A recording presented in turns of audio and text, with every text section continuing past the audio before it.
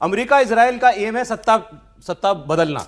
वो उस एम के सामने आयतुल्लाह की मौत या हत्या उसका रास्ता खोलेगी या मुश्किल करेगी? उनका कहना ये, उनको लगता है इससे और मुश्किल होगा वहां सत्ता परिवर्तन। मेरे को नहीं लगता कोई मुश्किलात होगी। देखिए, बहुत इसको लॉजिकली आप एनालाइज किए। Fountain head of terror, fountain head of support of all these हुतीज, Hezbollah, ये जितने भी एक्सेस ऑफ रेजिस्टेंस था, कहां से था? सबको पता है, ईरान से था। ठीक है, उनको आप मेरे को बताइए, क्या उनकी एजुकेशन पे फोकस किया? गाजा में टनल्स बनी, क्या क्या नहीं बने? उनको मिसाइल्स, रॉकेट दिए गए। इनकी खुद की कंट्री में देखिए न्यूक्लियर पे ज्यादा फोकस कर रहा था। कल आपके खुद के चैनल में ही एक भारतीय थे, वो बहुत क्लियर बोल रहे थे दुबई से कि अगर ईरान के पास न्यूक्लियर बॉम्ब होता तो आज वो भी ठोक देते हमारे वो गल्फ कोऑपरेशन काउंसिल कंट्रीज में। तो कहने का मतलब है, देखिए अभी रिजीम चेंज की बात हो रही है। अगर किसी का इरादा है, ये किसने बोला? ईरान की जनता ने नहीं, एक सुप्रीम लीडर ने बार बार बोला था कि they have got no right to exist.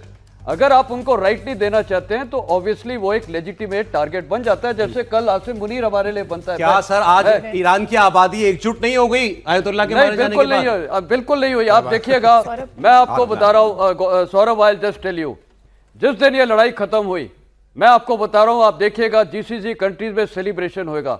Iran में अभी मैं बात करता हूं, मैंने आपको सीरिया का एग्जांपल इसलिए दिया था, वहां पर भी फोर्स्ड दबाव वाली लॉयल्टी थी। उसके बाद जब वो रजीम चेंज हुई वहां पर सीरिया में सेलिब्रेशंस हुए थे कि नहीं? अच्छा, एक बात अभी कही थी वैभव ने कि बाल्कनाइजेशन ऑफ ईरान का प्रोजेक्ट है, मतलब ईरान के टुकड़े टुकड़े करना या ईरान की सीमाओं में ही छोटे छोटे अलग अलग सत्ता के केंद्र बना देना। अब आप नेतन्याहू ने जो अभी आज दिन में जो उनका आखिरी बयान आया है, जो अपील उन्होंने ईरानियों से की है, उसको आप जरा सुनिए। वो कि ईरान के लोगों, मैं आपसे अपील करता हूं, मदद आ गई है, बाहर निकलिए, इस काम को आप खत्म कीजिए, टेक ओवर कीजिए, ओवरथ्रो कीजिए रजीम को, सारी बातें। लास्ट की 3-4 लाइनें वो क्या कहते हैं? O citizens of Iran, Persians, Kurds, Azeris, Ahwazis, Baluchis. वो खुद एथनिसिटीज को आवाज दे रहे हैं। तो ये वो क्यों कर रहे हैं? क्या ये एथनिसिटीज जो हैं, इस इस्लामी सत्ता जो वहां पर है, इसके खिलाफ इस हद तक हैं? वो एकजुट हैं क्या? और वो क्या इतनी ताकतवर हैं या इतना दम है उनमें कि वो इनके सामने उठ खड़े हो सके? क्यों अपील इन लोगों से कर रहे हैं नेतन्याहू? दीप्ति जी। सौरभ, बिल्कुल, क्योंकि वो इनसे इसलिए अपील कर रहे हैं कि आइडियोलॉजिकली ये लोग नहीं थे खमीनी के साथ, इन लोग को नहीं चाहिए था वो रेडिकलाइजेशन। लेकिन आपने ही इस बात का जवाब दिया कि क्या उनमें इतनी ताकत है कि वो जो पूरा जन सैलाब है, जहां 5-7 लाख लोग जो इनके फेवर में अभी जानते हुए कि एयर स्ट्राइक्स हो रही हैं, उसके बावजूद भी वो जब इमाम स्क्वायर और आजादी स्क्वायर पे जमा होते हैं, तो क्या उनके खिलाफ आने का सत्ता पलट का है कि नहीं? वो बहुत इंपॉर्टेंट बात हो जाती है। और इनको वो आह्वान ही इसलिए कर रहे हैं क्योंकि वो जानते हैं कि इन्हीं के थ्रू ये होगा, because that is what America has always wanted. जब यूएसएसआर के भी किए तो उनको यही था, क्योंकि यहां पे तेल है और वो पूरे के पूरे ईरान को कंट्रोल नहीं कर सकते। शायद कहीं ना कहीं वो भी जानते हैं कि रजा पहलवी पपेट सरकार बनने के बाद भी वो भी पूरे इसको नहीं कर पाएंगे। और वैभव, आप ही ने कहा कि एक idealistic world, even though as we may want it, can not exist. तो इसी में आप ही के प्रश्न का जवाब है। आपने आईएसआईएस का नाम लिया, आपने हिजबुल्लाह का नाम लिया, आपने यूती का नाम लिया। क्या ये सारी, ये बिल्कुल इस समय फंड और इस समय जिसको आप फाउंटेन हेड कह रहे हो, मेजर जनरल साहब आप फाउंटेन हेड कह रहे हो, ईरान के थ्रू था, बट क्या, let us talk to our hearts, क्या इनका जन्म ईरान ने दिया? इनका जन्म अमेरिका की एक्टिविटीज की वजह से हुआ। आप अलकायदा उसमें छोड़ दिए, अलकायदा का जन्म अमेरिका की एक्टिविटीज की वजह से हुआ।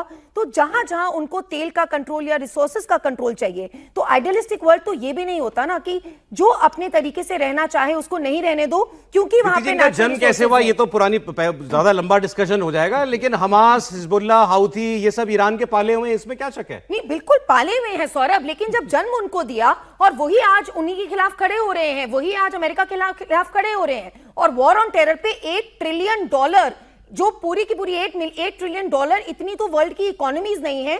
अभी तक 2001 से 20 सालों में ये खर्चा अमेरिका के ऊपर। दो मेहमानों ने बार बार एक शब्द मुझे लगता है 20-25 बार इस्तेमाल किया, रेडिकलाइजेशन। इस पूरे इलाके में रेडिकलाइजेशन फैलाने वाला एक सोर्स था, वो था ईरान। और ये जितने आपने इनकी शाखाओं के नाम लिए, ये उसको टेरर के साथ फैलाते हैं। हमारे पास बांग्लादेश का उदाहरण है, चॉइस मोहम्मद यूनिस था या जो अभी लीडर इनका आया है, आप बताइए। मोहम्मद यूनिस पूरे वहां पर रेडिकलाइजेशन कर रहा था। तो हमें क्लियर होना चाहिए, we are not going to accept radicalisation in a neighbourhood, and radicalisation as a concept Bharat को बिल्कुल मुनासिब नहीं है। सर लेकिन दिन में मैं एक मेहमान से बात कर रहा था, यही बात हुई, उन्होंने कहा कि आप सत्ता बदल भी दो, लेकिन अगर जनता के अंदर रेडिकलाइजेशन पेनिट्रेट कर गया है तो वो हट जाएगा क्या? देखिए, जनता के अंदर रेडिकलाइजेशन वो नहीं जाएगा। आई टेल यू, इसके कारण है, ईरान एक बहुत ही ऐतिहासिक देश है, सिविलाइजेशनल देश है।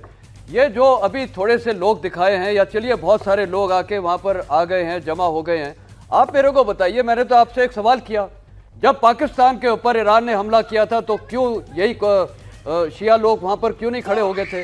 आप बताइए, ईरान ने किया था ना पाकिस्तान के ऊपर, आज पाकिस्तान इनके ऊपर हमला कर रहा है अफगानिस्तान और बलूचिस के अंदर। इंसिडेंटली मैं आपको बताना चाहूंगा, अफगानिस्तान में जो ये शिया कम्युनिटी है वो बहुत भारी तादाद में, और कौन है वो, हजारास हैं।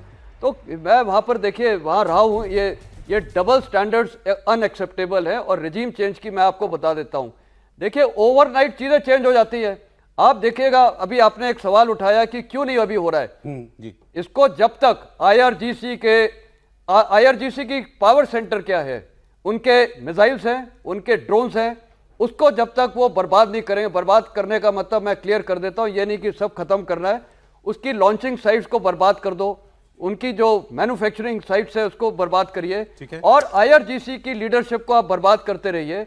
जब लोगों के अंदर ये दिखने को आ जाएगा कि आज आपने देखा उनके मिलिट्री हेडक्वार्टर्स में कैसे कारपेट बॉम्बिंग की थी, अरे बहुत ही जबरदस्त, वो तस्वीर लगा दीजिए वो जी। तो ये क्यों हो रहा है कि लोग देखेंगे, एक स्टेज आएगी जब वो लोग देखेंगे, ये वीडियो इसकी बात कर रहे हैं ना आप? बिल्कुल, तो लोग वहां के ईरान के देखेंगे। अब तो ये थ्रेट, देखिए, आपको एक चीज समझनी चाहिए, इतने हजार लोग जाके, ईरानियन लोग थे, वो हिंदुस्तानी नहीं थे, उन्होंने जाके इतना सैक्रिफाइस किया, जनवरी में ही प्रोटेस्ट किए, उनको हुकूमत के साथ आपने देखा कैसे डील किया है। अच्छा। उनके ऊपर स्नाइपर सिर पे गोलियां मार रहे थे, तो वो प्रोटेस्ट आप कह रहे हैं ये वीडियो भी जानबूझ के इसलिए बना के रिलीज किए जा रहे हैं कि ईरान के लोग देखें? देखिए, ईरान के लोग अभी देखेंगे, और प्रोटेस्ट जब होंगे, जब उनको लगेगा आईआरजीसी का खात्मा, मतलब वो कमजोर हो गई, उसके बाद लोग निकलेंगे। वैभव, ये जो बात हम पहले भी कर रहे थे, एथनिसिटीज को जो कॉल दिया है नेतन्याहू ने, कुर्द, अजरी, अहवाजी, बलूची, ये क्या हैं, कितनी संख्या में हैं, कहां हैं, और क्या ये लोग वाकई खड़े हो सकते हैं अभी सत्ता के खिलाफ? जी बिल्कुल खड़े हो सकते हैं, और ये सारे वो ग्रुप्स हैं जिन्होंने आर्म्ड स्ट्रगल किया है। अगर आप उठा करके आप देख लें, जैसे बलोचों की बात करें तो बलोच हो गए, या जो सुन्नी मुसलमान जो कि सिस्तान प्रोविंस में हैं, वो जुंदुल्ला क्या चीज़ है?